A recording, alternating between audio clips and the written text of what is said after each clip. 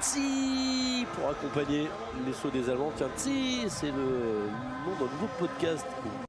Et même le podcast francophone de Swaski et Combiné Nordique. Chaque semaine, retrouvez résultats, analyses, statistiques et même des interviews passionnantes dans Tsi.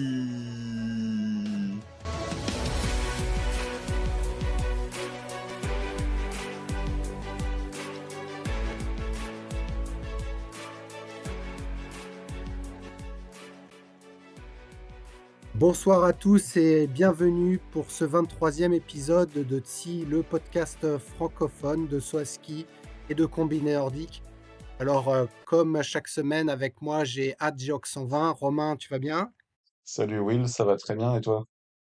Ça va super. Alors, pas de Combiné Nordique pour cet épisode, mais alors par contre, au niveau Swaski, on va sûrement débriefer le plus grand nombre de compétitions depuis le début du podcast, puisque on a eu la fin du ROR, et qui dit ROR dit on saute tous les jours, et donc on a beaucoup de compétitions à vous débriefer.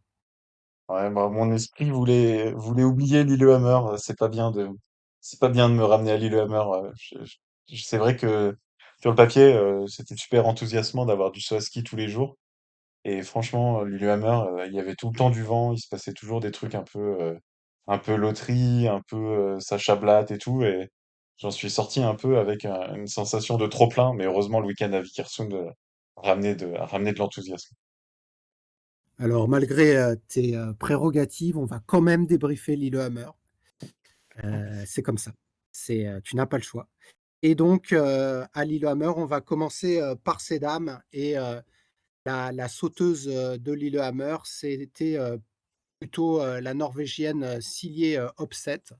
Donc on a sauté à Lillehammer en fait lundi dernier, hein, ça fait déjà une bonne semaine, et Silje Opseth a gagné le premier concours devant Selina Fratag et Emma Klinec. Je sais pas ce que tu te rappelles de ce concours, mais Je me rappelle que, bah, il y avait pas mal de vent et que j'étais vraiment content de voir, Opseth, bah, remonter en performance. Mais alors au point de gagner, ça montre à quel point dès qu'elle assemble les pièces du puzzle, qu'il faut aller loin, elle sait faire quoi et c'était prometteur pour Vikersund. Selina Freitag, je me suis amusé évidemment, avec des bonnes notes, elle aurait pu gagner sa première re coupe du monde. Bon, elle a fait podium, déjà c'est le minimum, surtout que elle a enchaîné avec une quatrième place à la deuxième épreuve, où évidemment elle aurait pu avoir le podium avec de meilleures notes techniques. Et c'est sa compatriote Althaus qui a emporté la deuxième fois. Donc Althaus, après trois cinquièmes places là, sur les débuts du ROR, a enfin gagné, a enfin mis la balle au fond. ouais, alors, par contre, Altaos, on retrouve exactement, ce que tu avais. Alors toi, tu avais plutôt, mentionné je réussis un concours et je réussis pas le concours du lendemain. Là, c'était, sur 2 manches. C'est-à-dire que premier jour, elle fait neuvième de la première manche, deuxième de la deuxième manche, elle termine cinquième, et comme tu l'as dit, le deuxième jour, elle a gagné, et elle était en tête de la première manche, elle a fait septième de la deuxième manche. Mais bon, elle avait tellement d'avance, sur, Eva Pilkelning et Lutitz, qu'elle a gagné le concours. Mais elle aime bien jouer le chaud-froid, Katharina. Oui, et il s'est passé exactement ce que tu avais prévu lundi dernier dans l'épisode, c'est-à-dire que dès la première épreuve de Lillehammer, le classement général de la Coupe du Monde était réglé. Althaus en faisant que cinquième, donc on avait débriefé dans l'épisode précédent que ces deux cinquièmes places d'Oslo, on va dire, seraient sans doute rédhibitoires pour le Globe. Elle rajoute une cinquième place à la première épreuve de Lillehammer, et c'est lors de cette épreuve-là que Pikelny a entériné son premier Globe de cristal, malgré une onzième place. Exactement, et donc un 1er concours, marqué par la loterie, puisque, Opseth, avait été septième de la première manche. Althaus, on l'a dit, elle a remonté, 7 places. On a eu, des dégringoladas, et notamment, la Norvégienne Eirin Mariak Vandal, qui était, 1 après le saut, et on espérait un podium. On sait qu'elle était en délicatesse, avec son genou, et d'ailleurs je crois que c'est le lendemain où elle est tombée, là, elle nous a fait super peur. Et elle a été dixième du deuxième saut, et termine que septième. Et c'est vrai que, et Chiara Kreutzer qui était quinzième, qui remonte à la neuvième place. Ça, c'était pour le premier jour, et je crois que le deuxième jour, c'était à peu près aussi, équivalent en termes de grosses remontées et de grosses chutes. Oui, c'est ça, il y avait quand même pas mal de ventilation, on va dire, et ça s'est ressenti. Mais après, on a retrouvé quand même, on va dire, si on se réfère au classement du ROR après Lillehammer, il y avait quand même pas de surprise. C'était Klinec qui, grâce à son super week-end d'Oslo, qui était en tête, devant Altaos avec sa victoire et Freitag qui était constante. Euh, Ce qu'on peut remarquer, c'est que Ström et Kreuzer qui nous avaient emballés et surpris à Oslo, parce que d'habitude on les voit quand même moins fortes sur les très grands tremplins, elles sont revenues dans un rang plus habituel pour elles sur ce genre de tremplin à Lillehammer. Pilkelnich, peut-être libéré par son globe qui fait un podium, son premier sur grand tremplin depuis Sapporo, tu vois. Donc, Ah oui.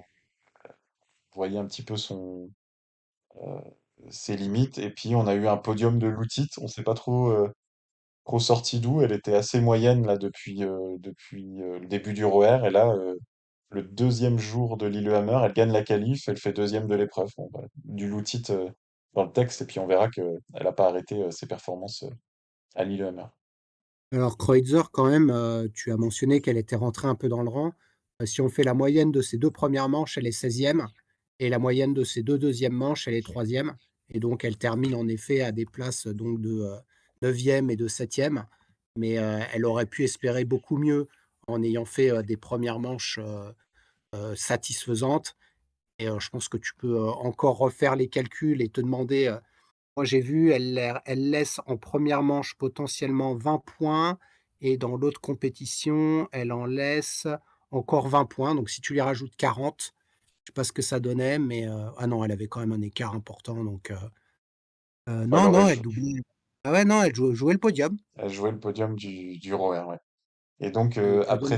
après ces deux épreuves, donc femmes on avait le fameux top 15 du ROR qui emmenait euh, à Vikersund avec donc on va dire les grandes sauteuses.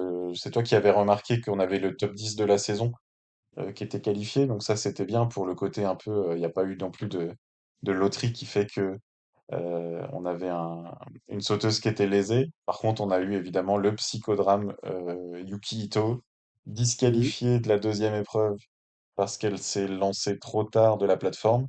Et donc, bah, l'impact de cette disqualification, c'était pas juste une épreuve, c'était elle quittait le top 15 et elle était remplacée dans le top 15 par Julia Mühlbarer qui, dès le soir même, a dit non, non, moi c'est bon, je vais pas à Vikersund. Puis jeune, j'ai quasiment jamais sauté sur grand tremplin, j'y vais pas.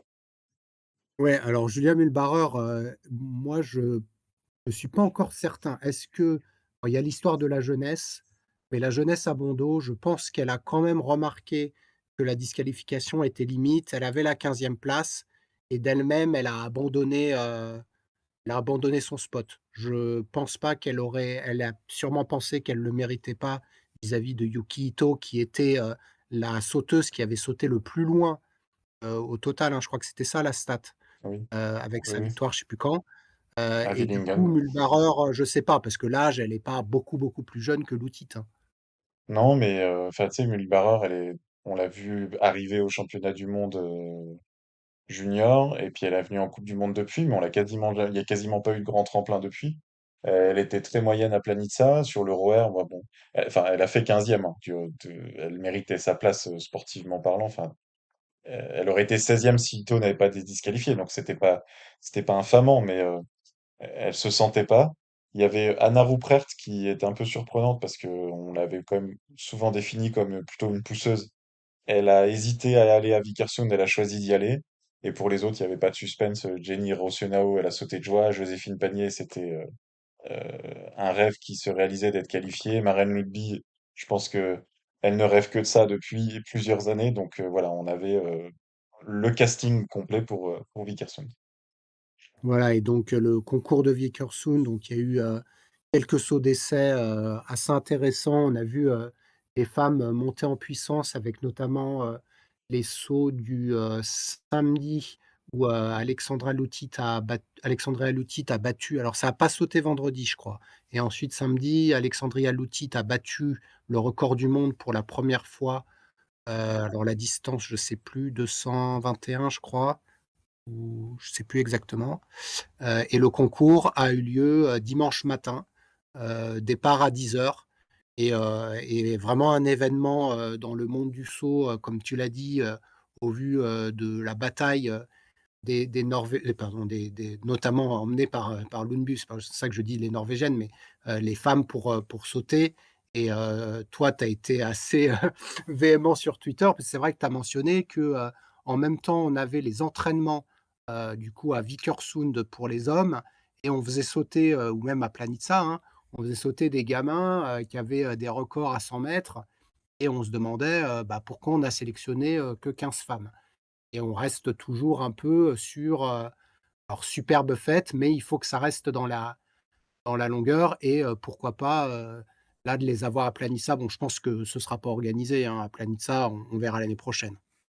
Oui, alors, si on veut, oui, c'est vrai qu'il y avait une sorte, un peu de rancœur, enfin, notamment de ma part, en voyant les start list, en voyant des sauteurs qui ont un niveau national, hein, en Norvège, en Slovénie, des sauteurs qui ont à peine 2 points FIS ou qui sont dans les tréfonds justement des FIS Cup, donc de la troisième division mondiale, de se dire que la FIS n'envoyait que 15 filles, les toutes meilleures du monde, elles savent sauter, enfin c'est tout, il n'y avait pas trop de suspense et on va tourner vers le positif. Et elles l'ont montré, en fait, tout simplement, dès le premier. Enfin, ce qui était incroyable ce week-end, c'était que même l'entraînement, le premier entraînement, le samedi, on aurait dû avoir des entraînements plus le vendredi, mais il y avait trop de vent. L'entraînement était un événement en soi, en fait. Et il y avait une camaraderie complètement folle. Alors, le premier entraînement, le jury, il a dit, enfin, il a pas dit, mais il a serré l'élan complet, donc ça s'envole pas très loin. Mais on voit que techniquement, bah, sans surprise, il n'y a aucun problème à se lancer à 100 km/h. Enfin, ça reste du saut à ski par des sauteuses à ski professionnelles, donc il n'y avait aucun problème. Deuxième entraînement, et les 200 mètres qui sont passés pour la première fois par Emma Klinech, 203 mètres. Et là, le troisième entraînement, on a du 200 mètres un peu en pagaille avec, tu l'as cité, 222 mètres pour Lutit et 221 mètres pour Klinech avec 4 plateformes de moins. Donc les forces en présence se sont mises. Et sur l'épreuve du dimanche, bah, là, on a vu un jury à peu près correct, on va dire, et qui, Ouais, notamment voilà le en deuxième manche, a laissé de l'élan à tout le monde, et même à celles qui volait moins bien, quoi. Par exemple, ça a permis à Anna Ruprecht d'aller à 173 mètres. Joséphine Panier, qui était en difficulté, hein, faut pas se cacher, elle a eu beaucoup de mal à passer la bosse. Elle a passé les 150 mètres 2 fois. Il y avait du gaz, on va dire, et ça a permis de voir bah, une vraie compétition de vol à ski, tout simplement. Oui, donc on est parti de la 22, pour, les filles, disons du bas de classement, hormis, Yuki Ito, hein, qui a été toujours envoyée de la 22, de fait qu'elle est le dossard, numéro 1. Et du coup, je pense que c'était assez compliqué, pour, les organisateurs. Yuki Ito, elle a servi un peu de baromètre, puisqu'avec son dossard numéro 1, ensuite on a eu, 3 sauteuses que tu as mentionnées, qui sont Anna Ruprecht, qui était pas ultra motivée pour y aller, Jenny Rautionao, qui est une bonne, voleuse, mais qui, heu, qui n'a pas, non plus étincelé en coupe du monde avant l'Euro-Air. Et puis Joséphine, qui a donc terminé malheureusement 15e et dernière. Et du coup, c'est à partir vraiment de Maren Lundby, que, le concours de vol, a démarré. Et donc, plusieurs sauts, au-delà, des 200 mètres, pour cette première manche, 3 sauts, hein, au-delà des 200 mètres. Yuki Ito, donc avec son dossard numéro 1 avec 200,5 de la 22. Silly Opset, donc vainqueur, on l'a dit, à Lillehammer, avec le dossard numéro 8, 211 mètres. Et donc, Emma Klinech, qui dès le premier saut, de la 20, de la plateforme 20, bat le record du monde de, Lutit à 226. Et du coup, créer un écart de, 20 points, sur Silly Opset. Et je pense que, aussi bien toi que moi, on pensait que c'était joué, après la 1re manche, que Klinech, comme tu l'as dit, avait tellement bien sauté le samedi que, on savait qu'elle allait gagner ce concours. Oui, et puis voilà, c'est vraiment la voleuse. Ces sauts, ils sont parfaits, quoi. Une belle impulsion, c'est dans la fluidité, et puis on a vraiment cette sensation d'accélération en l'air, une belle posée, parce que je pense que quand la FIS, elle s'inquiète pour les femmes, c'est aussi les posées. Là, on n'a eu aucun problème de posée de tout le week-end. aucun problème de déséquilibre. Enfin, c'était propre, quoi. Et Clean Edge, voilà, elle était injouable. Elle met 40 points à la deuxième, mais parce que elle était, enfin, elle a survolé. Et enfin, c'est juste magnifique, en fait. On a vu une épreuve de volaski de plus, nous qui sommes passionnés, en fait, on a juste de quoi s'enthousiasmer encore plus, et c'est génial. Upset, je l'ai appelé domaine Upset tout le week-end parce qu'en fait, elle a vraiment une trajectoire de vol. Bah, en fait, elle prend très peu de hauteur, elle se prend toujours son coup de ski là au-dessus de la bosse, donc elle est très basse. Mais alors après, une fois qu'elle part en vol, c'est splendide, quoi. Elle accélère à ras la bosse. Et Yuki Ito qui complète le podium. Peut-être que c'est Maren Lundby qui devait être déçue dimanche, mais je pense que elle a passé ses 200 mètres, mission accomplie, elle reviendra. Et Katharina Altaos, l'autre déçue, parce qu'elle s'est arrêtée à 198,5 mètres. Donc symboliquement, elle n'a pas passé Mmh. les 200 mètres. Mais il y avait une énorme camaraderie qui est ressortie à l'écran, on le voyait. Elles ont tout aussi partagé sur les réseaux sociaux, vraiment leur joie et leur fierté d'être de cette première. Et ce qui est cool, on va dire, c'est que c'est une première qui devrait pas être une dernière. Oui, c'est sûr. Alors, je dirais, pour moi, la plus déçue, c'est celle qui pouvait accrocher Klinec, c'est, Lutit, qui a fait un 2 saut, stratosphérique à 225 mètres et de la 21 et qui, du coup, a chopé, 201 points. Mais elle n'a fait que 172 mètres, au premier saut. Alors c'est difficilement explicable, mais du coup, elle termine que 5e, alors que je pense qu'elle, vole mieux que, Opset et Ito. Par contre, avec 225 mètres, elle bat, le record du Canada et pas seulement pour les femmes, mais le record tout, confondu. Donc elle bat Mackenzie, Boyd Clove, qui avait le record, du Canada pour les hommes et donc devient la première femme à détenir, le record, hommes et femmes, puisque Emma Klinec, bah, elle a en face, des Slovènes qui ont sauté à plus de 240 voire 250 mètres. Donc c'est vrai que c'est aussi un saut qui marque l'histoire, le 225 mètres, de l'outil et qui peut confirmer que en fait, bah, les femmes ont le droit d'aller, sur un tremplin de vol plusieurs fois, dans l'année, comme les hommes. Sur le contingent, on peut se poser la question, parce que, c'est vrai que faut pas envoyer non plus, tout le monde, sur des tremplins de vol à ski. Le ski féminin est encore en développement. Maintenant peut-être que 30, c'est possible. Au-delà de 30, ça risque d'être peut-être un peu dangereux pour les filles, qui sont au-delà de la 30e place mondiale. Mais clairement, ça a été un super, événement et comme tu l'as dit, beaucoup de camaraderie, beaucoup de larmes, beaucoup de hugs, entre les filles, et des photos, enfin voilà, c'est ça aussi Ouais, et qu'on puis retient de il y avait pas de pays, quoi. Elles étaient toutes exactement. sous la même bannière. Alors après, moi, je pense plus que le danger, c'est plus l'intérêt sportif, en fait, hein. En fait, il n'y avait pas de danger à se poser à 100 mètres à Vikersund, surtout sur ce profil. C'est juste que, un peu à la façon des hommes, hein, quand on envoie Mohamed Bedir ou le Kazakh Mouminov qui font 115 mètres, c'est un peu le même principe. En tant que spectateur, c'est pas passionnant, mais il y a, Mais enfin, moi, rien ne t'empêche d'avoir une qualif et oui, voilà, peut-être d'en sélectionner, comme on fait chez les hommes, hein, s'ils voilà, c'est sont ça. 40. C'est aussi parce que enfin, tu vois, moi, je suis tout à fait d'accord avec toi. Après, je pense qu'il faut pas non plus, entre guillemets, «forcer le vol». Si Mulbauer, elle dit, «J'ai pas envie» et que c'est légitime, chacun, fait sa progression et ça reste des tremplins, qui ne sont pas non plus accessibles aussi facilement pour les femmes que pour les hommes. Bah, J'imagine que, bah, enfin, ça, voilà. sur la technique, je vois pas, mais tu vois, par exemple, Geiger, on Non, en pas avait sur la parlé à technique, mais Cool. sur le fait que, si elles veulent s'entraîner, bah, on va donner le tremplin plus facilement à l'équipe de Slovènes à Planica, qu'à Bogataj et à Krishnar. Enfin, j'en suis certain. Tu vois, mais par exemple, on avait parlé de Geiger qui était pas allé à Kulm au mois de janvier parce qu'il n'était pas en confiance. Ouais, et on avait dit, aller au vol à ski quand on n'est pas en confiance, c'est pas un cadeau parce qu'il y a quand même du stress et de la tension. Donc, effectivement, on a cette notion il faut qu'elles aient envie, mais je crois que ce qu'on a vu ce week-end, y compris la dernière, Joséphine Panier, elle partage dans un message en disant, voilà, j'ai pris des jalons, j'ai pas fait les performances que je voulais faire, mais on a déjà réfléchi aux solutions et comment dire, ouais, aux exercices, si tu veux, pour aller plus loin l'année prochaine. Donc, par exemple, Mmh. Joséphine Panier, l'année prochaine, elle y retourne, toi, même si elle s'est pas envolée aussi loin Bah, qu'elle faut voulait qu'elle, ce week-end. potentiellement, faut qu'elle se qualifie parce qu'elle était quand même ric-rac. Mais, c'est vrai que sur sa qualité, on voit très bien que, elle fait partie, du top 15 mondial.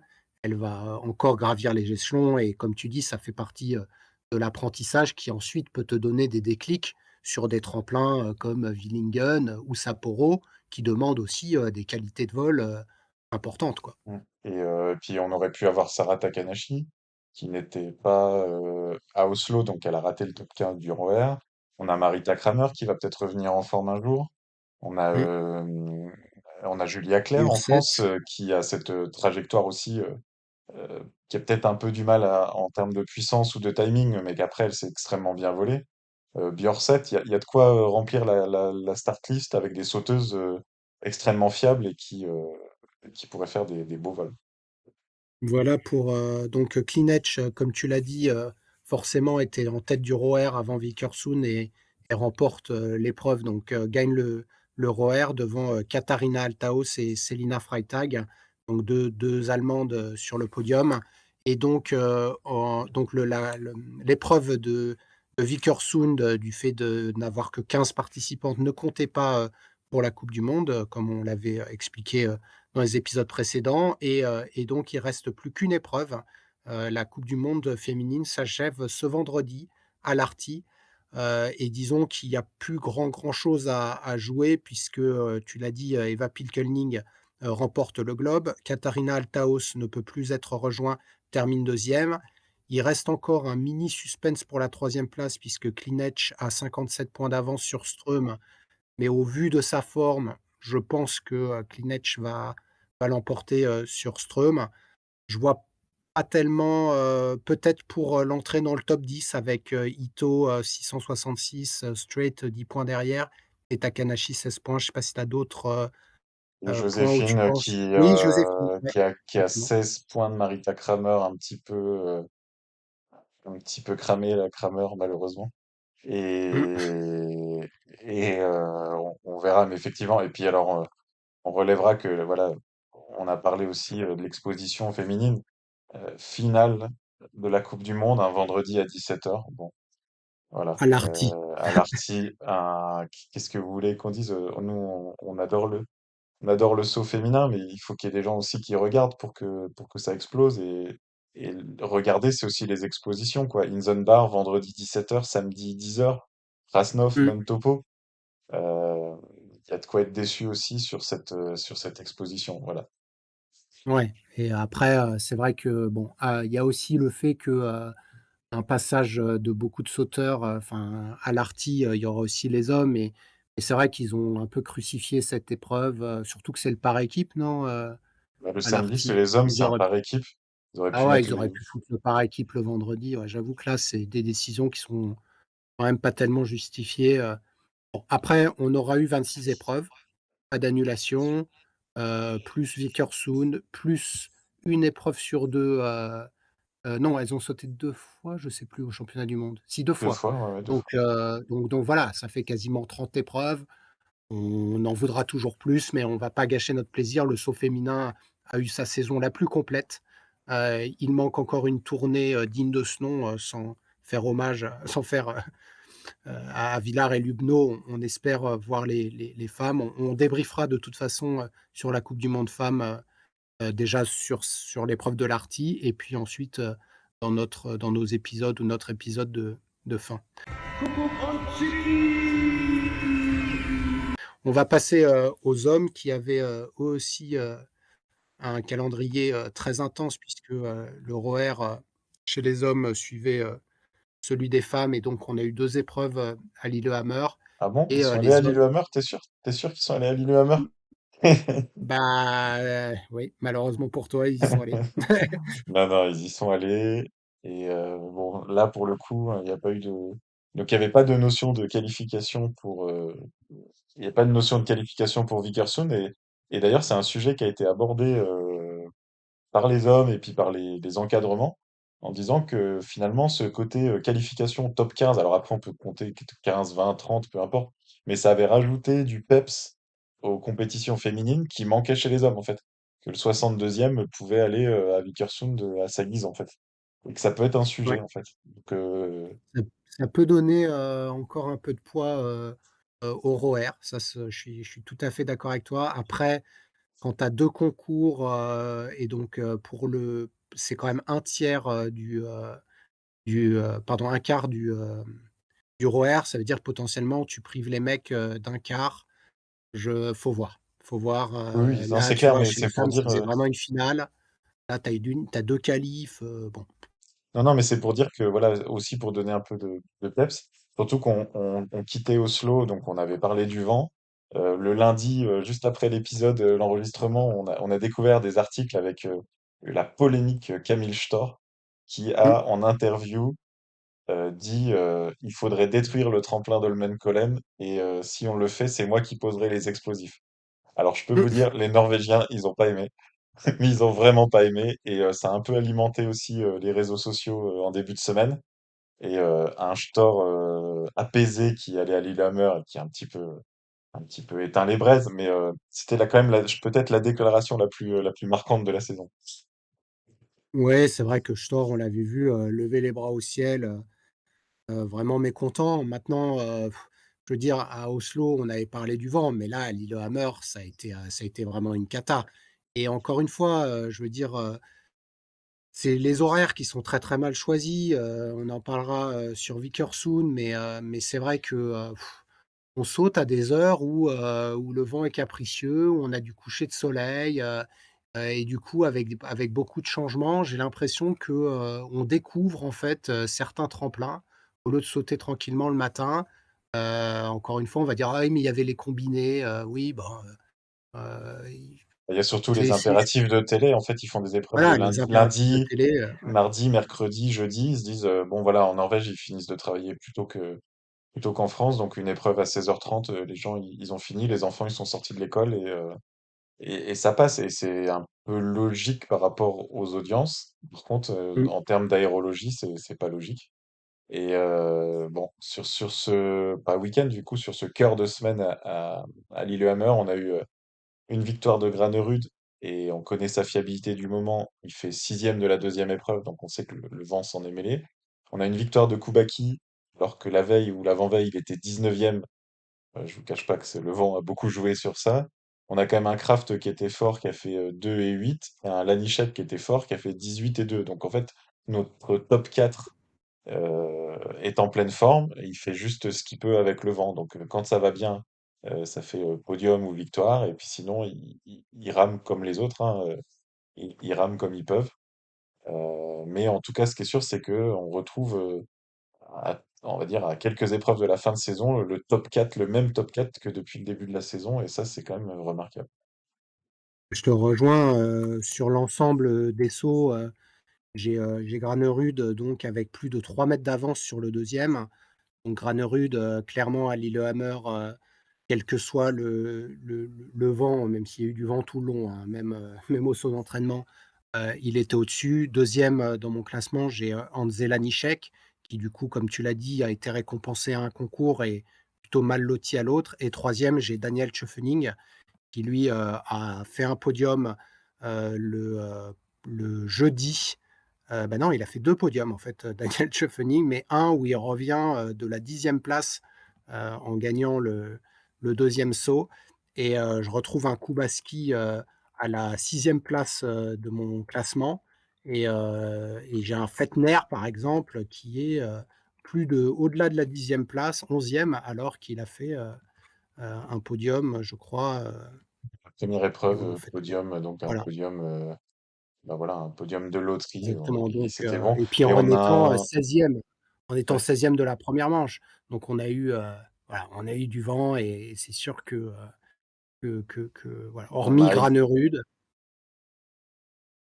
oui, on a aussi un Eisenbichler qui fait record du tremplin à égaler et qui fait même pas Exact, podium, quoi, alors qu'en se posant à 149 mètres sur le HS 146. 140, 146, pardon.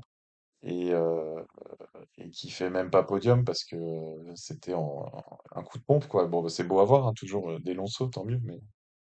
Et dans ces déceptions de Lillehammer, moi je voulais citer Kimi Zajc, qui n'a pas brillé à part en qualification. Et donc j'avais promis que je le ferais.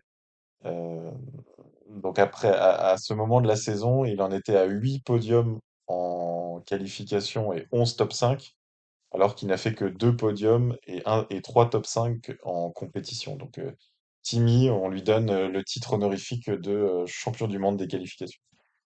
Ah, c'est vrai que moi, comme déception, j'ai Andy Wellinger. En fait, les 2 qui avaient été, vraiment, disons les sauteurs du moment, c'est vrai, ont un peu déçu. Alors, Zeich, en effet, par sa performance des qualifs, mais alors, le Andy, c'était catastrophique.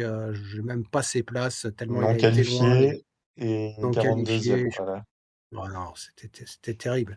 Et du coup, on a eu ça un peu à Lillehammer. Puis même, il y en avait un qui faisait n'importe quoi, Piotr, il était Ouais. complètement, en dehors de ses pompes. Et en effet, on est arrivé à un moment où, c'était un peu les compétitions de trop, là. J'ai eu le Ouais. même sentiment que toi, hormis Granerud, Lanišek et Kraft qui étaient solides, le Kubaski qui sort de nulle part, et puis les gars qui ratent complètement leur saut. Voilà, Lillehammer, on va pas en garder un super souvenir. Et donc Granerud, partait de Lillehammer avec, 30 points d'avance au ROER sur, plus ou moins, Lanišek et Kraft, et donc on partait, à Vikersund où là, on a retrouvé, un tremplin, qu'on aime, hein, qui est un peu en concurrence avec, Planica, pour les distances, les plus longues. Mais c'est vrai qu'il y a des débats là actuellement. D'ailleurs, j'ai vu que tu t'étais un peu, tu en avais discuté, sur Twitter au niveau de, à combien est-ce qu'on peut poser, à Vikersund, sans se casser une jambe, quoi? Oui, alors c'est ça. Donc en propos introductif de Vikersund, c'est que on peut pleurer un peu notre Vikersund qui permettait des sauts à plus de 250 mètres, hein. Record du monde Stefan Kraft, 253,5. On avait eu du 252 par Johansson. On a eu Peter Preutz qui était le premier à 250, un saut historique, j'en frissonne encore. Et en fait, il s'avère que donc c'est cette période-là 2015-2017, la FIS a imposé aux organisateurs, enfin aux propriétaires du tremplin, de refaire le profil.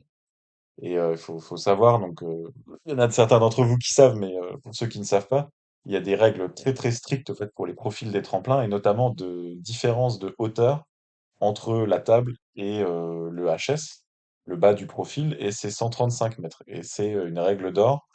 Elle était de 130 mètres pendant longtemps, c'est pour ça qu'on avait des HS 215 à peu près. La FIS a accepté de monter à 135, donc ça nous a permis d'avoir cette montée en gamme de Vikersund, de Planica, de Kulm, enfin tous les tremplins qui se sont remodelés. Mais la FIS était très mécontente de Vikersund parce qu'en fait, pour permettre des sauts très longs, ils ont fait une sorte d'énorme cassure, ils ont fait une grosse bosse, et après, il y avait ces 135 mètres en fait de la bosse, et ça permettait d'avoir encore de la pente à 250 mètres. Ça permettait d'être encore posé. Mais la FIS était mécontente parce que les compétitions, c'était 30 sauteurs, 40 sauteurs qui passaient pas la bosse, et puis des Kraft, des Schlierenzauer en son temps, voilà, qui faisaient des sauts magnifiques. Mais la FIS, elle veut des épreuves où tout le monde va loin. Donc elle a imposé aux propriétaires organisateurs de remodeler. Ils ont dû adoucir en fait la bosse. D'ailleurs, on a eu beaucoup moins de bosse ces dernières années. Mais ce qui fait qu'en fait, en adoucissant la bosse, ils ont dû aussi mettre du matériau en bas au niveau du HS. Et aujourd'hui, si vous voulez, en termes de hauteur, le HS, il est 2-3 mètres plus haut qu'avant, en fait. Et ça pose beaucoup plus plat. La pente est beaucoup moins importante. Donc, en fait, Stefan Kraft, parce qu'on va le citer, qui fait 249 mètres, il n'avait quasiment aucune chance. La pente est tellement faible, en fait, qu'il avait quasiment aucune chance de se poser. Donc, on a un Vikersund qui, normalement, ne devrait plus avoir de 250 mètres, ou en tout cas, pas de 250 mètres posés dans des bonnes conditions, comme on a pu voir un Andreas Sternen poser quasi un télémark à 249 mètres il y a 7-8 ans. Donc, c'est un gros point, en fait. Ils en ont pas fait une énorme pub, évidemment, et ça reste bien évidemment du vol à ski, hein. Mais on peut oublier les 250 mètres et toute notion de record du monde à Vikersund. Alors ce qu'il faudra voir, je ne sais pas si tu as déjà la réponse, mais c'est vrai que quand il y avait une grande rivalité entre Planica et Vikersund pour être l'endroit où il y a les records du monde, est-ce que Planica doit aussi, respecter cette règle ou le fait déjà? Parce que, ce que tu es en train de nous dire, c'est que potentiellement le record du monde ne sera plus jamais battu. En l'état, si la règle des 135 mètres de hauteur, et il y a aussi une distance, hein, j'ai pas tous les détails, mais est conservée, en fait, c'est possible, oui. C'est Voilà, donc possible. Et ça Planitza, c'est on en différent fait parce du que la table est beaucoup plus haute. Il y a des trajectoires de vol différentes, mais Planitza, on a eu du 252 mètres, Kobayashi, euh, mais c'est limite. Planitza, c'est un tremplin qui fait peur quasiment. Ils arrivent beaucoup trop haut euh, pour, euh, pour battre le record du monde dans des bonnes conditions. En tout cas, là, j'ai envie de dire, s'ils n'ont pas remodelé Planitza, je préférais qu'ils battent pas le record du monde parce que on aura peur. il risque de se faire un peu mal, ouais. Et du coup, tu l'as mentionné, mais c'est vrai qu'on a retrouvé, 2 sauteurs, vraiment au-dessus du lot.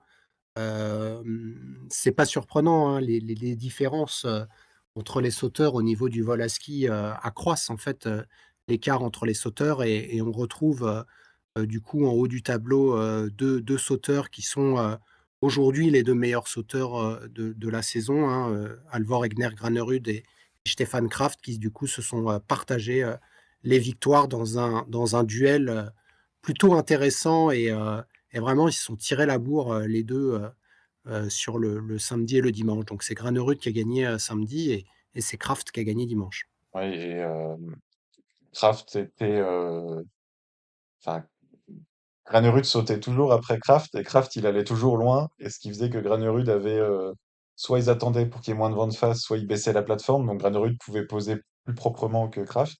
Mais je pense que le meilleur voleur de ce week-end c'était Stefan Kraft avec ses trajectoires là à plat. On le regarde de profil, on voit pas la différence entre lui et ses skis. Il a cette accélération avec pas beaucoup de hauteur et il a une fiche de stats phénoménale. Il est sur 6 manches, il fait 1, 2, 2, 1, 2, 1. Voilà. Bah, voilà et Granerud, je te rejoins parce que dans mon classement du coup, Kraft, a sauté 7 mètres, en moyenne, plus loin que Granerud. Donc on retrouve bien, ce que tu dis sur, cette constance de Kraft, à faire, tous ses sauts, de vol, à des distances supérieures à 225 et à atteindre, les, 249 que tu as cités en entraînement ou, le dimanche où il a gagné aussi avec un saut à 246,5 lors de la première manche. et Granerud s'est égaré de temps en temps à la troisième place de certaines manches, avec Aibok et Tchoufeni qui ont aussi bien sauté, mais sinon c'était des 1 et 1 ou 2 de la manche, et c'était clairement le deuxième meilleur. Et comme il arrivait avec une quarantaine de points d'avance et qu'il était quand même très très bon, il a quand même réussi à remporter l'Euro Air, mais avec seulement 18 points sur 2900 devant Stefan Kraft. C'est 0,6% d'écart. Enfin, c'est assez phénoménal, un écart aussi faible quand on voit que le troisième est à quasiment 150 points. Donc on avait Alors vraiment ce qui est deux. intéressant, pour, Granerud, c'est que, avant, ses performances à Lillehammer notamment, on l'a pas dit, quand on a débriefé, mais c'était son premier podium sur son sol, en fait. Mhm. Et on avait senti à Oslo, alors je vais reprendre tes mots, hein, tu dis que Granerud, pourrait avoir un coefficient intellectuel supérieur à la moyenne qui le pousserait à des méditations, assez poussées et des analyses, on l'a dit, hein, c'est le philosophe du circuit, et c'est vrai qu'on a retrouvé ce Granerud un peu, qui se pose des questions, à Oslo. Il a à Lillehammer, il a réussi à avoir cette victoire sur son sol et son premier podium et il enchaîne derrière à Vikersund avec 2 podiums et remporte le Roer et on va déjà le dire, mais Granerud, a donc le globe, en main et on reviendra, sur les conditions, de son sacre, hein. Un deuxième sacre, par défaut puisque, si je me rappelle bien, il avait gagné son premier globe en ayant le covid. C'était en 2021, il y a 2 ans. Ouais. C'était en pleine période Covid, sans saut à domicile. À l'époque, ils allaient pas en Norvège. La Norvège avait fermé les frontières. Ah oui, il avait le Covid, genre il n'avait pas sauté le jour Il de n'avait son pas sac. sauté mais son concurrent numéro un. À Ah l'époque, il oui, pouvait, je crois que c'était Kobayashi, d'accord. n'avait pas sauté et donc on va le dire après, Oui, on voilà. c'est il n'est pas de notre ressort de commenter sur la situation personnelle des sauteurs, mais David Kubacki, comme vous le voyez, sur ce graphe ou, pour ceux qui nous entendent, donc n'a pas participé, à la qualification, du dimanche. David Kubacki, qui a des raisons personnelles puisque, sa femme est malade. Alors on n'a pas trop de détails, mais c'est cardiaque et donc il est rentré, en Pologne, directement pour s'occuper de sa famille et met un terme à sa saison. Donc il ne sera pas à Lahti, ni à Planica. Donc on n'a pas plus de détails et c'est pas à nous de toute façon de voir, et d'analyser, la condition, de son épouse. Mais donc David Kubacki ne sautant plus, a trop de retard sur, Halvor Egner Granerud et le pauvre d'ailleurs va se faire doubler par Stefan Kraft puisqu'il n'a que 42 points d'avance et probablement aussi par Ansel Lanišek. Oui, voilà, Et c'est vrai c'est que voilà. Granerud, il l'aurait gagné le Globe. C'était juste Oui, ça, oui, Granerud ça, l'aurait gagné, que c'est Kubacki juste. termine 4e de la coupe du monde, dans 20 ans, on ne se rappellera pas de la grande saison, qu'il a fait. Donc, c'est vrai que nos pensées vont, avec David, et sa famille. Et pour revenir au sport, donc comme tu l'as dit, au-delà de ces 2 extraterrestres, qui étaient Granerud et Kraft, on avait, retrouvé les voleurs. Alors, un ancien voleur, Michel Heybuck, que je me rappelais qu'il volait, mais je me rappelais pas qu'il volait aussi bien. Et après je citerai, 2 Slovènes, que sont, Domen Preutz, hein, qu'on adore, et Ance Lanišek, toujours, très propre, dans ses sauts.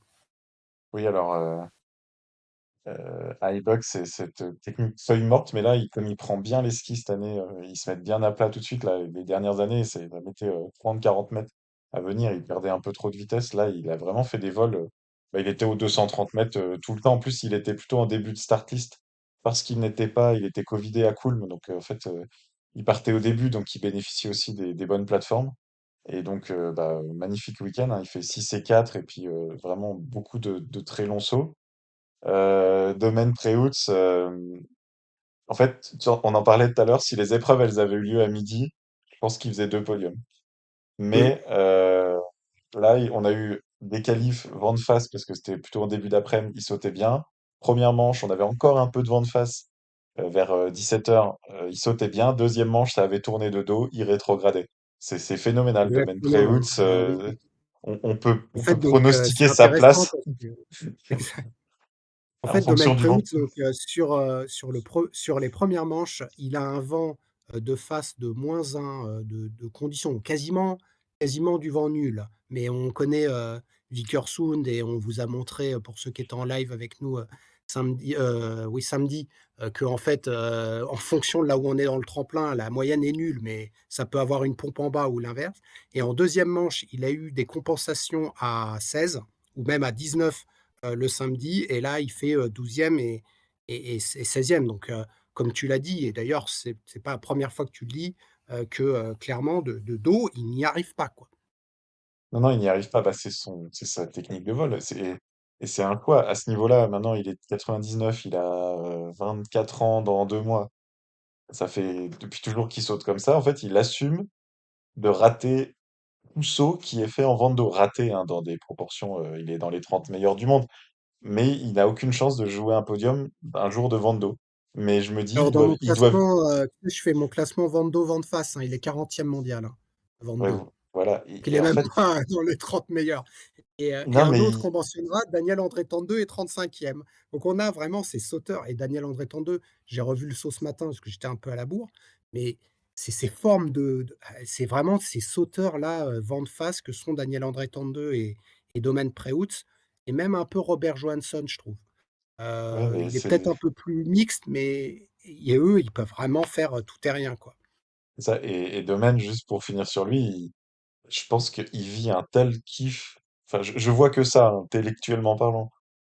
Vent de face, tout se met en place. Il fait 240 mètres en passant 200 mètres à ras de la piste. Il doit vivre un tel kiff qu'il se dit, je m'en fous. Je m'en fiche, désolé, pardon. Je m'en fiche. Je rate, enfin, je rate. Je n'ai aucune chance de gagner 98% de la saison. Mais quand les bonnes conditions sont là, je vis un kiff intersidéral. Je vois que ça pour qu'il il ne cherche pas à faire évoluer sa technique, en fait. Donc il n'est pas changé et à l'inverse, on a, Daniel Tschöffning, hein, qu'on n'a pas cité, qui a terminé en fait 3e, concours, de samedi. Samedi. Un peu à la surprise parce qu'en fait, il était 10e après la première manche et globalement, ça a pas été un des meilleurs le week-end et en fait, il a fait, 230 mètres avec, 0,63 de vent de dos, qui est Ouais, quand même une très, très bonne performance, hein. Parce ouais, qu'avec bah, autant de vent de dos alors c'est là où je me demande si sur la moyenne, il a pas eu un peu de vent de face à un moment. Ça me paraît beaucoup, en fait. ouais, c'est ça, bah, qu'on saura jamais. Et ce qui serait génial, c'est, j'avais vu ça une fois sur une télé étrangère, avec les comparaisons des trajectoires de vol. Et ça serait génial de Mmh. comparer Tchofénig et Domen Preutz à distance équivalente. Entre la trajectoire bombée et la trajectoire rasante. S'ils pouvaient remettre les capteurs de vitesse aussi. Parce que Tchofénig, en fait, il prend de la hauteur, un peu aussi comme Camille Storr, tu vois. Et après, il vole entre guillemets au ralenti, comme une feuille morte. C'est beau à voir, hein, c'est lent, ça bouge pas. Et c'est pas nerveux du tout, puis ça va loin, quoi. Et avec contre Domen ou Stéphane Kraft qui sont à plat la latte tout près de la bosse et qui accélèrent à fond. C'est génial aussi pour ça le vol à ski de voir les différences. Et, et bah, vous voyez, vous l'entendez, on est toujours aussi enthousiaste, quoi. Voilà et pour, finir avec les sauteurs, qui ont bien réussi, on a Kobayashi qui a fait un week-end potable avec une 4e place, le premier jour qui, disons qu'il peut beaucoup mieux, hein, un Ryoyu, mais en fait depuis, la tournée au Japon, on a quand même un Ryoyu, de meilleure facture et d'ailleurs il est 5e de la coupe du monde puisqu'il a doublé, quelqu'un qu'on mentionnera comme, une déception depuis son titre de champion du monde, je ne le citerai pas et Andreas Wellinger, disons que ses résultats 12e et 13e sont pas à la hauteur de, certains bons sauts qu'il a fait et je pense que lui aussi, alors c'est moins évident, mais, une petite analyse, vent de dos, vent de face pourrait prouver qu'il a des grosses difficultés, de vent de dos, et du coup aurait une forme de vol un peu similaire à Domen puisque, il termine 18e et 16e des manches avec vent de dos et il termine 3e et 7e des manches avec vent de face. Voilà, je Ouais. voulais, citer le même profil, que Domen pour Andreas Wellinger. Heu, alors pour les déceptions, tu veux Alors, mentionner, je vais dire juste une dernière satisfaction, c'est Simon oui, Hamann, vas-y. 2 fois 25e, et qui, Ouais, sans être flamboyant, voilà, il rentre dans les points et il s'amuse toujours. Donc bon, on va pas le dire tous les week-ends, mais il est là aussi au vol à ski. Puis bah là, on et va Zondreux, commencer hein, les Zondreux. Zondre-Ringen. Mais quand on parle de Zondre-Ringen, on est obligé de parler de Benjamin Oswald, parce Aïe. que c'est les deux frères ennemis, entre guillemets. Parce que quand, donc à Lillehammer, donc Ringen, pour récapituler les épisodes précédents, Ringen a eu le droit de sauter à Oslo, il a été bon. Et il a été enlevé de l'équipe à Lillehammer. Ils ont mis Oswald qui a été calamiteux, 56e et 50e. Euh, et Oswald et Ringen étaient à Vikersund parce que là, il y avait le groupe national. Ah mais Donc il en y avait... fait, tu racontes pas toute l'histoire. C'est que j'ai fait un tweet Bring back Zondreux. J'ai fait un tweet hashtag Bring back Zondreux, qui a été entendu, par, les Norvégiens. Alexander Støkel m'a appelé, m'a dit: «Bon, c'est vrai que Zondreux méritait de venir machin» et finalement Zondreux est revenu à Vikersund. Raconte toute l'histoire parce qu'il faut pas tourner autour du pot, hein. Ouais, Mais non, bon, je voulais on pas rigole parler mais trop de ton Zondreux est revenu influence à cachée dans les hautes instances. Je voulais rester discret sur cette influence. Et notre Oswald, donc rappelons-le, et on en reparlera, qui a surdominé la COC, et ben, en Coupe du Monde, c'est toujours pas ça. Il y a un truc, je sais pas si c'est technique ou psychologique, qui fait que ça passe pas. Et il s'est pris une énorme boîte le premier jour à Vikersund, 50 mètres sur la bosse. Il va bien d'un point de vue santé, on va dire, mais il a pas ressauté du week-end. non, je crois que ça l'a vacciné le pauvre Oswald. Après, il est né en 2001, je veux dire, on le chante parce qu'en fait, c'est vrai qu'on est surpris de la différence de performance, de Zvold entre, la coupe Conti et la coupe du monde. Donc il y a sûrement un aspect, psychologique. Donc Zvold la même année que Sundal et Egli. Comme autre, alors je vous l'ai dit, hein, Piotr Joua, depuis son titre, de champion du monde, il fait n'importe quoi. Et Piotrek là, on est, sur une série, pas bonne, hein, je veux dire, regarde, c'est pas bon, Non, c'est pas hein, bon et vraiment techniquement pas bon. aussi, hein, il a beaucoup bougé. Alors ça s'est un peu amélioré sur Vickersoon, mais sinon Ouais, il bougeait en l'air de partout à Lillehammer. Ça faisait peine à voir. C'était vraiment. Alors il s'est volé, mais là il faisait trop d'erreurs, il perdait trop de vitesse sur la bosse. Moi, celui que je veux citer, ça c'est pas de gaieté de cœur, c'est Tim Izage parce que il nous fait un énorme week-end de vol à ski à Kulm. Bon, sixième et deuxième. Il est champion du monde à Planitza, donc il est en forme physiquement, il est fit. Et là, il nous fait un ROR tout moyen. On se dit, allez, il va quand même finir en beauté à Vickersund, mais non, 16e et 7e, quoi. Et puis, il n'y avait pas l'étincelle, quoi. Dans les vols, on n'a pas senti l'accélération, la touche du voleur, quoi. ouais et pareil, hein, c'est-à-dire que lui aussi, comme un peu tout le monde, il a eu du vent de face en première manche et du vent de dos en deuxième manche. Sa moyenne de première manche, c'est 7e et sa moyenne de deuxième manche, c'est, 20e. Donc Incroyable. on a un peu le même, on va l'appeler le syndrome d'Omen, qui qui se retrouve sur Zach et d'ailleurs, c'est ces formes de vol, vraiment similaires. C'est ça qui est intéressant quand même, sur le vol à ski parce qu'on a plusieurs on pourra d'ailleurs faire, un épisode ou au moins une partie sur ces différents types de vols, hein. On a les tortues, hein, donc les tortues, ce sont, Sundal, Laie, Schnitschol, il y a qui d'autre comme tortue? Aschenwald, Ouais. il y a qui? Bon, ça fait déjà Bon, 4 tortues. bah, on a On a, les aigles, hein, les planeurs, hein, Domaine, Kraft. Ellinger, voilà. Bah, Kraft, je le mettrais dans les monstres Ah oui, d'accord, ouais. parce que bon, ah le Oui, mec parce que il c'est vrai que et lui, puis, vent de face, vent de dos, sur le vol à ski, il avait l'accélération, pareil, un peu comme Granerud. Les deux, on sentait qu'ils allaient aller loin, quoi qu'il arrive. et puis les monsieur propres, hein, Lanišek, Kubaski, D'accord. Camille, Ouais. et puis on a un peu les Mavericks comme Marcus, Yon André Forfang, il m'a déçu franchement. Ah oui, et puis alors, lui aussi, hein, il a été extrêmement virulent, il a été même insultant pour le jury. Il s'est fait reprendre de volée par Alexander Stockel en disant bon, c'est pas très professionnel d'en aller aussi loin. Et ouais, il était vraiment montant là sur le début du ROR et puis il n'a pas confirmé. Bon, 11e du ROR, donc euh, il fait partie du groupe des 15 qui ont fait tous les sauts. Que eux, Ouais, ils ont et fait. 15 finalement le Ouais, d'accord. ils sont. Et parce que Loua, malgré tout ce qu'on dit sur lui, a fait tous les sauts. Il est derrière Eisenbichler, mais quand on saute bien au vol à ski, on marque tellement de points. On l'a pas mentionné, mais Kraft, il gagne une épreuve à quasi 500 points dimanche, parce que quand on a du plus avec le vent de dos, plus des 20 points de compensation et tout ça, c'est une épreuve énorme, alors que c'était une épreuve à 254 points à Oslo, quasiment du simple au double, quoi.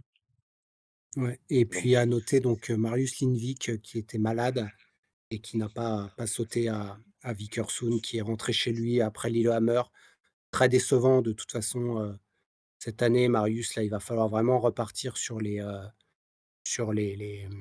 basiques et ne plus être trop agressif dans tes skis. Si tu m'entends Marius? Il faut vraiment que tu sois plus une tortue, aïe, ah, aïe, aïe. tu Oh, tu ça me fait non, mal aux oreilles d'entendre ça. Ça j'ai me, mal aux oreilles d'entendre ça. ça me blesse.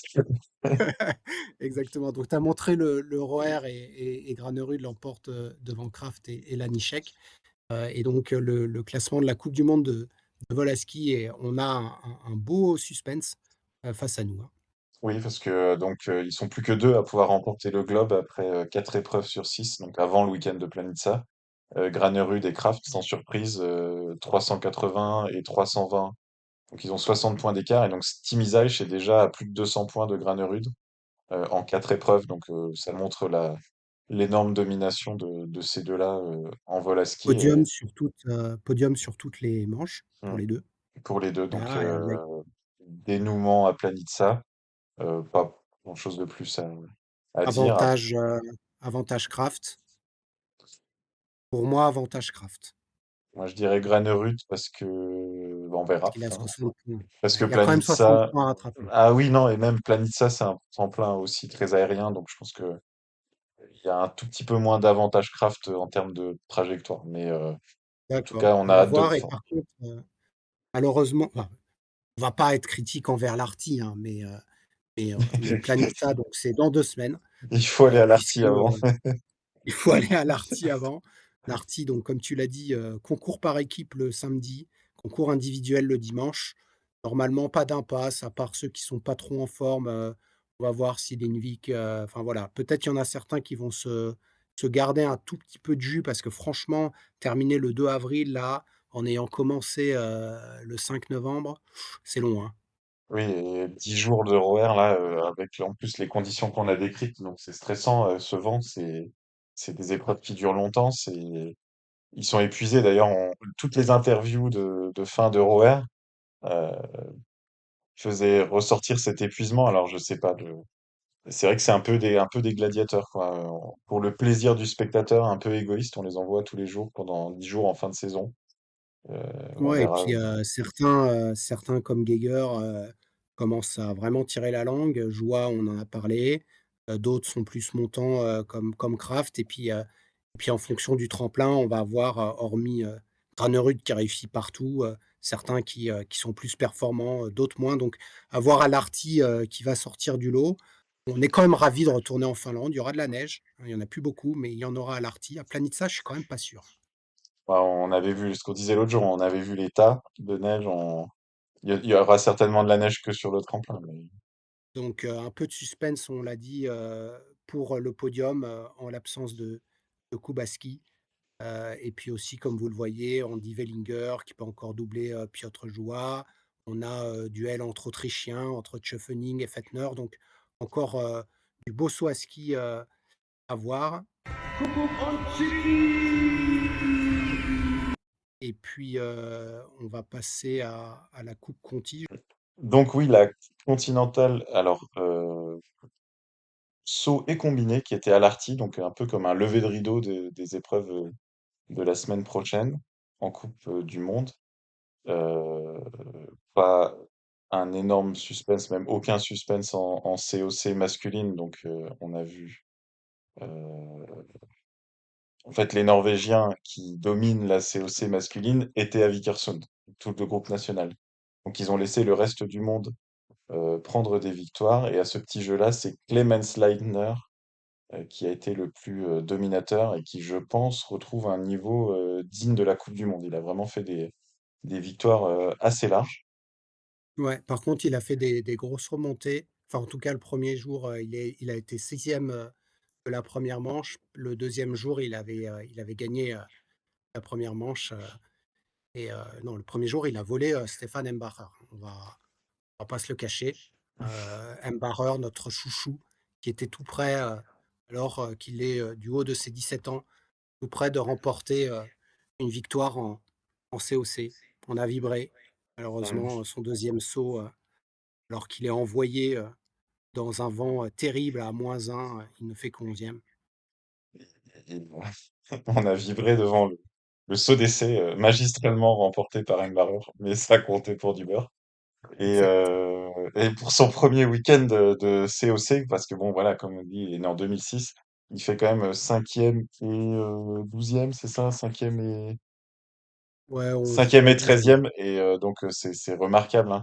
Il a surdominé l'OPA, il a tout de suite été faire des gros résultats en FIS, et puis voilà, il arrive chez les grands, hein. Déjà, la COC, c'est l'antichambre de la Coupe du Monde, et il joue déjà tout devant, donc c'est assez incroyable ce sauteur, et on n'a pas fini d'en Ah bah, parler. bon, on s'attendait pas à ce qu'il soit, à ce niveau-là pour sa première re coupe Conti donc clairement, voilà, on le reverra plus en Alpen, je pense, alors qu'il a encore au moins 3. Il pourrait y passer encore 3 ans. Fils, il ira jamais et moi je sais que toi tu étais, plutôt du genre: «Non, trop jeune, on va pas le griller en COC», franchement, des résultats comme ça, c'est tentant quand même. Oui, oui, je pense que là, bah, tu as tout dit. Maintenant, on s'attend à le voir déjà dans le groupe COC l'année prochaine, au moins en début de saison, et il a un âge à auquel Schlierenzauer, c'est un peu la référence pépite, on va dire, surtout en Autriche. Et on voit que Schlierengger le suit sur les réseaux sociaux, ils interagissent et ça va, c'est un beau mentor. Et ouais, on va voir. Mbareur, retenez bien le nom, on l'a martelé toute la saison et c'est certainement pas pour rien. Et bon, parmi les sauteurs normaux, donc Leitner qui gagne les deux fois, on a Vidic le Slovène et Martin Amann le voleur de rêve qui sont sur le podium le samedi. Amann à nouveau le dimanche et Markus Müller, ben, un solide Autrichien Je l'aime bien, Marcus qui Muller. n'a que même pas encore 21 ans, mais qui paraît presque déjà devoir se battre pour garder sa place pour face à un gros Embareur. Et on peut remarquer le mauvais week-end de Vilo Palossari à domicile, 27, 26 et 17e, alors qu'il est champion du monde junior. Et le week-end des Français en dehors des points, malheureusement. Donc Enzo Milesi, 38e et 31e. Valentin Foubert, 39e et 37e. Et Alessandro Balbi, 44e et 40e. Pour ce qui était donc les finales en fait de la COC. Voilà, et il y On avait a il y avait entre 50 et 55 sauteurs, donc et les start list étaient assez fournis, mais c'est vrai que, notamment, pour Enzo, échouer à une place de la deuxième manche, ça c'est un peu frustrant. Alors moi je l'ai 33e sur mon classement, mais Oui, non, si j'ai toi tu as peut-être. 31e. Non, non, j'ai dû faire l'erreur de. Voilà, 33e et il échoue à 7 points de la qualification, mais on reverra, alors on la saison internationale est donc terminée, hein, tu l'as mentionné, Benjamin Özvold, s'adjuge la Conti devant Frédéric Willumstad et mon chouchou, Sondre Ringen. La FIS est terminée, on l'a vu la semaine dernière, l'Alpen est terminée, on l'a vu aussi la semaine dernière et donc il reste une épreuve nationale à Courchevel, vendredi pour les sauts d'entraînement et samedi un concours individuel le matin et un concours par équipe. Merci de m'avoir envoyé le programme et je vais essayer d'y être et vous débriefer le lendemain, enfin lundi, de ce que j'aurai vu de l'intérieur. Et donc, on va se concentrer sur l'Arty et Planitza. Les femmes, voilà, tu l'affiches. Rapidement, le classement se jouait entre Michelle Goebbels, donc une Allemande née en 2004, et Nora Mid-Sundstadt, qu'on a vu à Ah, Lillehammer, je Lillehammer crois, sur l'Euro Air. ouais, Ouais. sur l'Euro-Air. Et, et donc c'est l'Allemande Michel Goebbels, là, de jeune de 2004, qui a fait, grâce à une quatrième et une deuxième place, qui a clôturé ce classement de la Continental Cup. Donc on avait Julian Seifert qui a gagné la FIS Cup, une Allemande, Michel Goebbels qui a gagné la COC, une Allemande aussi. On n'avait pas de Française engagée et quand même c'est Et une donc Autrichienne qui gagne la coupe du monde, donc je pense qu'ils ont le seum. Mais oui parce que Althaus était à la bagarre. Euh, C'était deux épreuves vendredi avec donc deux fois Ringo Miyajima, donc enfin, elle est toujours aussi très jeune, hein, elle est de 2003, qui était en Coupe du Monde toute la saison, donc qui a, on va dire, assez largement gagné les deux épreuves, devant Goebel et un nom aussi à retenir, Kirsty Gressli 2007, là, la jeune Norvégienne, et une Slovène, Tirnovar, qu'on a vu à la bataille avec Lilou Zepchi en OPA. Et la deuxième épreuve, c'était un peu les mêmes compétitrices dans un ordre un peu modifié. Miyajima, Tirnovar, Gressli et Goebel. Donc là, c'est quatre-là qui se détachaient. Et quatre pays différents et toutes très jeunes. Donc la relève féminine est déjà en action. voilà, et pour terminer, en combiné nordique, donc l'Arty accueillait 3 épreuves, alors 2 Gundersen et 1 team sprint. Pour la coupe Conti, hein. On vous aviez dit, qu'en combiné, la coupe Conti, avait, eu un hiatus assez important entre, le mois de décembre et le mois de février, mais là, on est en pleine bourre et on retrouve un habitué, de la coupe du monde qui écrase la coupe Conti, c'est, l'Allemand, Terence Weber, qui a terminé, 2e, le premier jour et qui a gagné, le deuxième jour. Le premier jour, la victoire est revenue à un Norvégien, Andreas Skoglund, hein, qu'on a aussi vu en coupe du monde, et troisième, c'était, Wendelin Tannheimer pour le premier jour et le deuxième jour, la troisième place est revenue à l'Autrichien Fabio Obermaier. Donc on a les Prix, classiques hein, de au la. prix d'une remontée phénoménale, hein. Il était 22e Ah ouais, après le saut.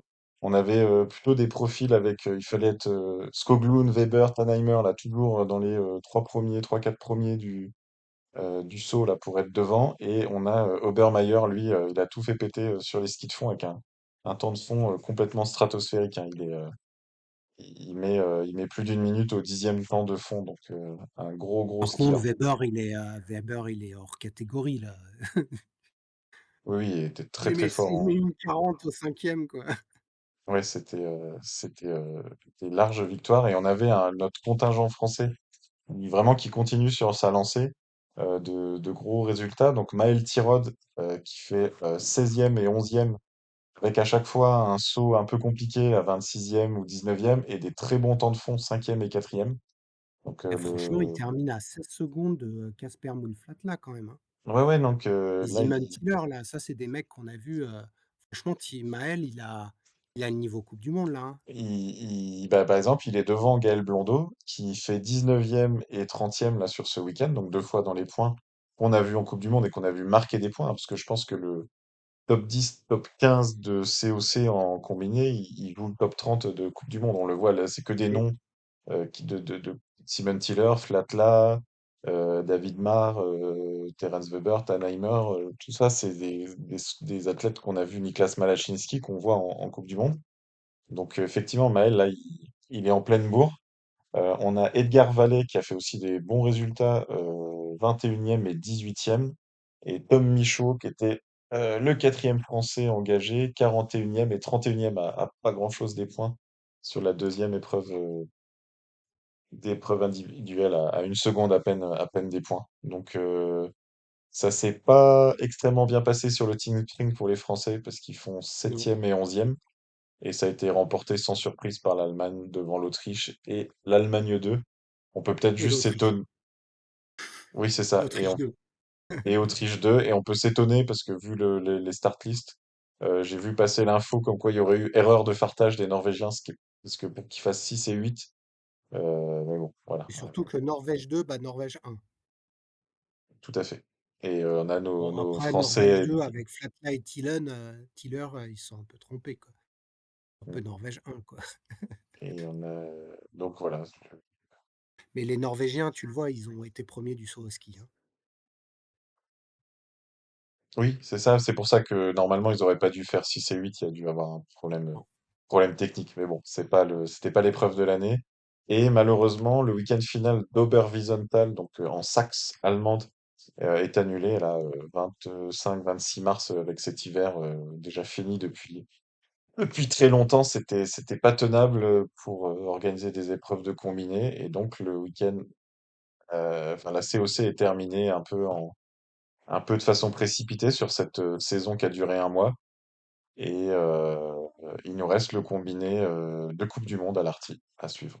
Voilà et Weber, bon, avait assuré de toute façon, sa victoire avec plus de 300 points d'avance sur son compatriote, Tannheimer et troisième Manuel Heinkemmer qui était absent, à l'Arty mais qui, au vu de sa saison, mérite cette troisième place. Donc on retrouvera, ces combinards, et notamment là les jeunes comme Sebastian Oswald ou, le Heinkemmer, et notre, Maël Tirode en espérant qu'ils auront, leur chance en coupe du monde, l'année prochaine puisque, je pense qu'à l'Arty, ça devrait être les classiques. Oui, donc côté français, il y a déjà eu la sélection. Donc Matteo Bo, Laurent Mulet-Thaler, Antoine Gérard et Marco Pénis qui clôtureront la saison. Et je vous promets, allez, je m'engage comme ça pour l'artiste, ça m'obligera à répondre cette histoire de cinquième quota. Il faut que je lise un peu de documentation, mais je vous expliquerai tout ça, comment avoir un cinquième quota en Coupe du Monde pour l'équipe de France. Eh bah, écoute, ça nous intéresse donc on te laisse te renseigner sur le sujet parce que tu as contacté, certaines personnes, qui sont dans le milieu et ça a l'air très, très compliqué donc on te laisse, potasser tout ça et on vous dit, à la semaine prochaine, rendez-vous en Finlande Bah, passez une bonne semaine. On se retrouve, lundi prochain pour, le podcast. C'était Tsi pour vous, le débrief de la coupe du monde. Et de la COC et de tout le saut à ski. Et puis tu nous parleras, j'espère, de Courchevel si tu as l'occasion d'y aller. Et ben merci de nous avoir écoutés. À bientôt, bonne semaine. Bye bye.